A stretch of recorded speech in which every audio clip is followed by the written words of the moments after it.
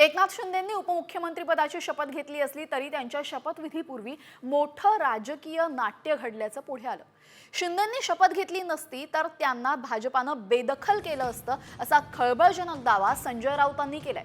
तर फडणवीसांनी 2 तास आधी मोठ्या खुबीनं ही कोंडी फोडल्याचंही बोललं जातंय। शिंदेंच्या शपथविधीची नेमकी काय आहे इनसाइड स्टोरी, त्यावरचा हा स्पेशल रिपोर्ट। शिंदेंविना होणार होता शपथविधी। गृहवर अडलं, महसूलवर सुटलं।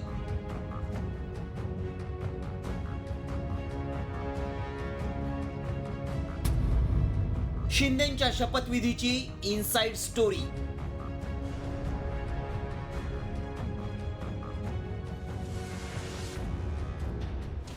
देवेंद्र फडणवीसांनी मुख्यमंत्री पदाची तर एकनाथ शिंदे आणि अजित पवारांनी आझाद मैदानावर उपमुख्यमंत्री पदाची शपथ घेतली।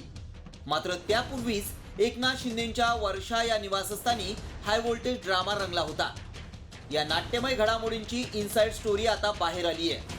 शिंदेंना शपथ घ्यावी लागली। त्यांनी शपथ घेतली नसती तर भाजप त्यांना बेदखल करणार होतं असा खळबळजनक दावा ठाकरे गटाचे खासदार संजय राऊत यांनी केलाय। घेतली म्हणून त्यांना घ्यावीच लागली, नाहीतर त्यांच्याशिवाय शपथविधी सोहळा पार पाडण्याची तयारी भाजपनं केली होती। त्यांच्याशिवाय माझ्याकडे माहिती आहे, फक्त मी माहितीशिवाय बोलत नाही। सरकारमध्ये आमची माणसं आहेत, सरकारमध्ये आणि राजकीय त्या वर्तुळामध्ये आमचे हितचिंतक असतात आणि आहेत, आणि त्यांच्या पक्षातसुद्धा आहेत, त्यांच्या गटातसुद्धा आहेत, आमच्याकडे सगळे असतात। महायुतीला निर्विवाद बहुमत मिळाल्यानंतरही भाजप आणि शिंदे गटात गृह खात्यावरून जोरदार रस्सीखेच रंगली होती। तर एकनाथ शिंदे गृह खात्याविना उपमुख्यमंत्रीपद स्वीकारण्यास तयार नव्हते। त्यामुळे फडणवीसांनी 2 वेळा शिंदेंची भेट घेत नाराजी दूर करण्याचा प्रयत्न केला। मात्र शिंदेंची नाराजी कायम होती। त्यामुळे शपथविधीला अवघे 2 तास बाकी असतानाही शिंदे उपमुख्यमंत्रीपद स्वीकारणार की नाही याचा सस्पेन्स कायम होता। मात्र गिरीश महाजन यांच्यामार्फत शिंदेंना गृहऐवजी महसूल खातं देण्याची तयारी असल्याचा संदेश फडणवीसांनी पाठवला आणि महायुतीतली कोंडी फुटली अशी माहिती सूत्रांनी दिली आहे। मात्र शिंदे नाराज असल्याचा दावा फडणवीसांनी फेटाळून लावलाय। तर शिंदे उपमुख्यमंत्री पद स्वीकारण्यास तयार नव्हते असा गौप्यस्फोट शिंदे गटाच्याच उदय सामंतांनी केलाय।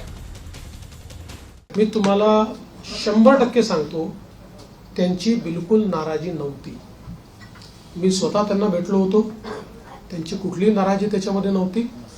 नाराजीच्या बातम्या जास्त चालल्या, पण कुठली नाराजी नव्हती। उलट मी विनंती केल्यानंतर त्यांनी तात्काळ ते स्वीकार केलं।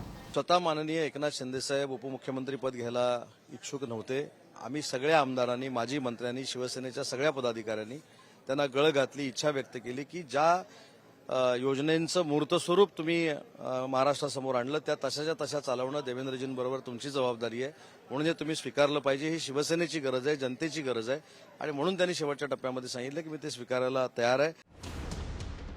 आधी भाजपनं शपथविधीची तारीख जाहीर करून शिंदे गटाला सूचक इशारा दिल्याची चर्चा रंगली होती। आता शपथविधीच्या कार्यक्रमापूर्वी शिंदे गटाच्या आमदारांकडूनच शिंदेंवर दबाव वाढवून पुन्हा इशारा दिलाय।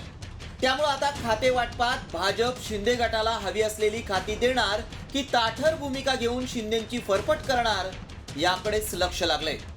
ब्युरो रिपोर्ट, साम टीव्ही न्यूज।